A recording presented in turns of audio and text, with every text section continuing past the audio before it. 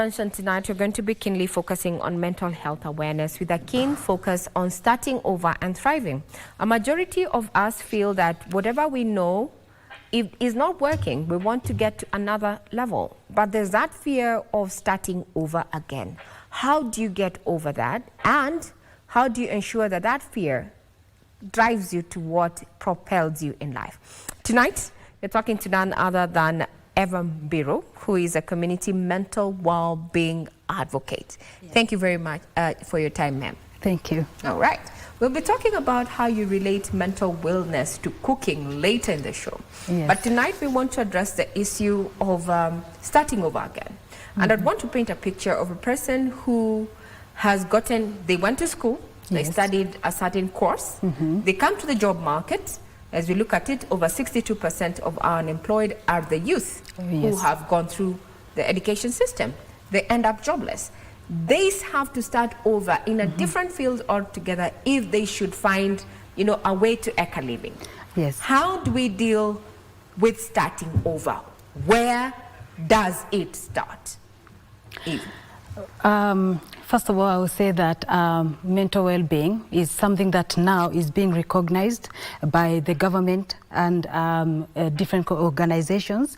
And where I would say is young people and anyone else, it is okay to be okay. So if you feel like you want to start something, you finished school and you're not sure what to start, you don't have anyone to help you, it is okay. Just start something and be patient. And just start something and find ways, probably in the local, wherever you are in the local area, and find if the local government can help you start something. Be patient and just know that you're not alone.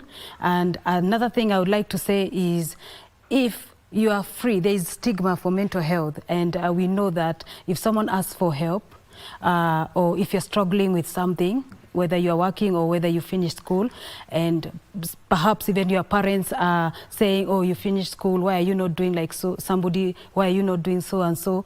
Just do something. Just start something. And if you're feeling overwhelmed, find a place or a friend, always a friend or family, and discuss about your initiative. Now, Eva, that is all good, but when we look at the situation on ground, a majority of people do not know who to trust with what they're going through. Secondly, they also lack the financial muscle to actually get their dreams off the ground and running. Yeah. So we're looking at ourselves inwardly. We do not trust the people around us to give us the support. How do we build capacity from in before we go out? What would you advise such a person in such a situation? As I said, whatever business you want to start, you have support from family or churches. If I do not have it? Because that's a challenge that most people are having, and what we are looking at is not even the outward support. We are looking at ourselves. How do we better ourselves to understand that we can go this journey? How do we prepare ourselves mentally of what we want to do, regardless of whether it's a relationship or it's a job, just that mental state of winning, because that's what is lacking the majority of the youth right now. I think, first of all, what is lacking is government initiatives to support everyone. Not that some initiatives are for just the wealthy or the people with the money or the people who are aware of something.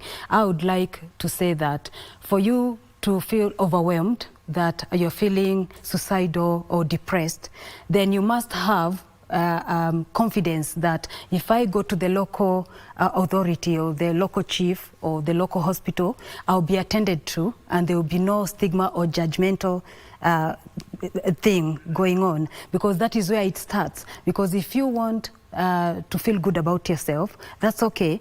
But if you have nowhere to go, so all what I can say is it starts, first of all, you can encourage yourself. But even if you encourage yourself, where do you go? You can't, as you give an example of someone who went to university, of course you've got parents or guardians who paid all that school fees. They don't know anyone that can help you, but you know that if you go to a local program, you can get support. So I would say that support first will come from the government to make sure that the youth or the young people, even older people, they have somewhere they can go and get support, regardless of how small it is. So Eva, in the absence of this, because this is a challenge that young people are dealing with, they feel isolated, they feel alone, and as you said, it has to start from in before you go out. Yes. From your professional, or rather from your value chain, what advice would you give to that person who is feeling discouraged and they have no one to rely on? They're barely surviving by the grace of God, you know? They're just there. What advice would you give them to build that capacity so that we reduce depression among the youth? You know, they say it has to start from within. So we want to look at that within. What does it mean when someone says it has to start with you? What does that really mean? It starts with you, and that is why I said that it's always to have with you and tell yourself it's okay not to be okay. So it is okay not to be okay. Yes, right? just you know so that acceptance. Acceptance. All right. Yes, and once you accept it, then you go back and decide, okay, I'm going to start something small. I've seen youth in town starting a photo shoot or anything, selling anything that is going, and that is where you start. And again, looking after your well-being is by not taking, for example, substance misuse, and finding people who are positive. And even if you don't find people who are positive, try and bring someone or in the youth and say, look, can we start this project? Can we do this just to better ourselves? Of course, youth cannot just excel on themselves. They will need a mentor. But among the youth, definitely there is one or two who feels like I can mentor this person. And that is where we say that apart from you, you could have all the confidence of being okay or supporting yourself, but it's the environment that will dictate how far you can go. And that is why I'm saying that if the government could look at this as an emergency, as an urgent thing, especially for the youth, so that they can stop feeling marginalized, they can stop focusing on the negatives, they don't have jobs or something, but initiatives to bring them back to their senses. Now, we're also dealing with the middle class that is feeling that they can no longer provide. When we put out this conversation around mental awareness and starting over, there are majority who feel that they need to leave what they know and get to their known. Is that they were in employment, it is no longer earning them what they require, they want to diversify. What would you advise them? What are the do's and don'ts when you're getting into uncharted territory, especially from the mental perspective? Well, first of all, before you leave where you are, because it depends on your environment, as you said, middle class. A middle class youth or young person already have a certain support. So I would say that before you do anything, find the right funding, find the right source before you leave your job or do what you want to do, and then proceed from there and find sponsorship and any support. And that is where I'm going back to the government, because you could leave your job, probably start your own business, but where do you get funding? Where do you get that support of financial support actually? That is the problem. Now, this brings us to your personal story. Right now you're running, I don't know if it's I don't know how to define an initiative or a program where you have linked cooking for mental health. Where does the relationship come in? You know, when I think about cooking, I enjoy good food and I enjoy being in the kitchen, but how does it help me with my mental status? Please unpack that for us. Oh yes, cooking itself is a therapy. But because women especially are used to cooking every day, you don't realize that actually you are under therapy. For example, you've seen women especially saying, oh, I don't feel like cooking chapati today, because it requires mental stability to feel good about yourself before you cook chapati. And I also realized that when you put on a project, it's a project, and you say we are talking about mental health, how many people are going to come because of stigma? And there are people in professional positions. They don't want to be seen like, oh, I have a problem. So when women come together, they're having a cup of tea, and while they're doing that, that is how I started my project. You can talk about ourselves and know that you're in a safe space where you can talk to another woman without being judged. So, and if you tell a woman that, oh, there's something that we are cooking, probably you come from Mombasa, I come from Kiambu, you are cooking this and I'm cooking this, but meanwhile, we are talking about ourselves. Mm-hmm.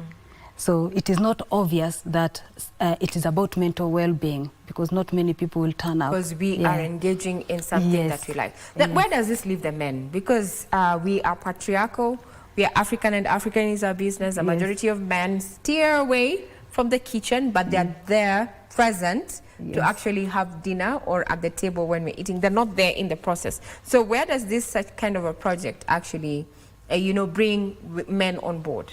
Yeah, actually my project focuses on men and women. Yeah, there are men who are actually coming to cooking. Yes, there are many men who are coming to cooking, and actually men also supporting their women. And as we say, the women actually sort of run the house. So why I was actually focusing mostly on women is because if you're a woman, or if a woman's head is not where it's supposed to be, then nothing else will happen, because we carry the families with us. And also men, they are welcome in the project. In fact, myself, I like food when it's cooked by men. But again, they come in and is the boy child focused therapy. So you find that men actually don't talk to each other. It's a well-known fact. A man could be going through something and they are not talking to each other. But when they come and they find other people talking about it, then they join in the cooking and they talk about it. Mm-hmm. Yeah. Then we also where does then how do we look at it in terms of culture? The community I come from does not allow men in the kitchen. Yes. How do you break that barrier? Because if we're engaging in this particular kind of form to just have an opportunity to do a debrief, how are we balancing culture and tradition? Men from the Meru folk are not allowed in the kitchen. Yes. So how do you break that barrier? So we break that barrier because in every session, I will call them sessions, we have men's sessions.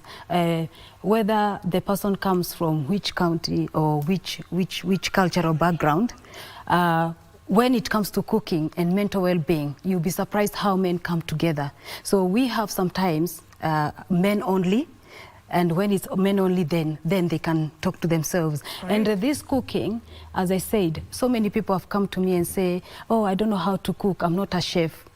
This cooking is not for professionals. Even those men who don't cook, come with a cup of tea. Come and make a cup of tea and let's talk about this. All right. So what does it mean to be mentally aware? We do not know when we are not okay. Yes. At what point am I not okay? What should I look out for? It is when obviously you've changed, for example, what you have been doing. You used to like cooking, you're not cooking anymore. You like going to see friends, you don't want even to see anyone. You don't want to comb your hair, especially women. You can tell how they are by how they look sometimes. And yeah.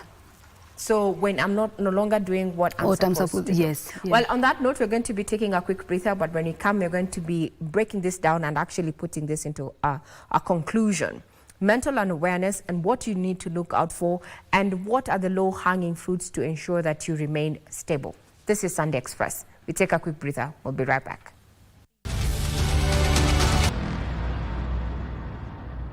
Welcome back. This is Sunday Express, and we've been looking about mental health awareness and what people are doing out there to survive that, especially when they have to start over and get into new territories. Our guest tonight has been none other than either MBIRU, who is telling us, that you can even engage in a simple act of cooking and get to an opportunity to debrief. As we are closing and bringing this conversation, there are those who do not understand that they are actually mentally unstable, that they are not okay. So what are the telltale signs? most of the signs is the way someone talks, the way you are thinking. You can tell someone by the way they look and the way they are focused on just one subject sometimes, and that the way they have negative, everything becomes negative around them. And they don't do things the way they used to do. They are not engaging with family, and you know, suicidal thoughts, although those ones come later. But again, I would say that there are so many ways, because before someone commits suicide or does something, there was a telltale by the way they mostly it's normally negative. Everything is negative. What do you do, especially when you're dealing with someone who has suicidal thoughts? There are times when you lose a loved one and you often feel that I should have known better. I should have handled this better. Let's build capacity so that it does not occur again. Yeah. If a person is actually in this particular space, how can the other people support them? Yeah, well, first of all is to understand that mental health can affect anyone, and don't take it as just a story, and take it seriously, because mental health is a serious issue and is affecting a lot of people. But when someone is going through mental well-being, and they come to you and they say to you that I don't feel like going out, I want to kill myself or something, it is very important to be aware of all those things. Eva, there is this thought that, and it's a notion that is already out there. People say that those people who usually, there's that thought that when someone says interjua, it's just, they're just saying it because they want to say it, or they want to be manipulative. Yes, I would say that when someone comes with that, I would say, what I normally say, seek help, and seek help. Don't get tired. And if someone comes to you and they say, nataka kujua, or I don't feel like I want to eat, sometimes it's loss of appetite. I would like everyone to be aware and take it seriously, because people who end up committing suicide or being very unwell is because the people next to them, they do not take it seriously. But before you get to that level, I would say, please, everyone should seek support without any shame. Don't be shamed. There's nothing to be shamed about. It doesn't matter if you are a professional, whoever you are, don't be ashamed. Just seek help. And I would ask the government to work in the primary level to support everyone who needs that support. Yeah. 1 second to just, do you think that a mental situation, mental health in this country needs to be given more priority? Oh yes, the country, many people are now going through mental health, especially since the pandemic. And as I said, if the government can take this as a serious issue, and what is happening because of lack of jobs and you know, lack of even houses and all that, I would say that they should put aside some money for this kind of projects. Yeah. All right. Well, indeed, we need to look at it as a pandemic, as Eva MBIRU, who is a community mental wellness being advocate, saying that when you no longer do the things that you used to do with comfort and ease, when you no longer want to socialize with your friends and family, that should be a telltale sign that you are not mentally settled, and you should not feel ashamed of actually seeking help. Tonight, that has been our conversation. You can be sure to send in your feedback at KBC Channel 1 on X, and we can send them to our guest tonight, and maybe she can respond to that. As we say, we grow when we help each other.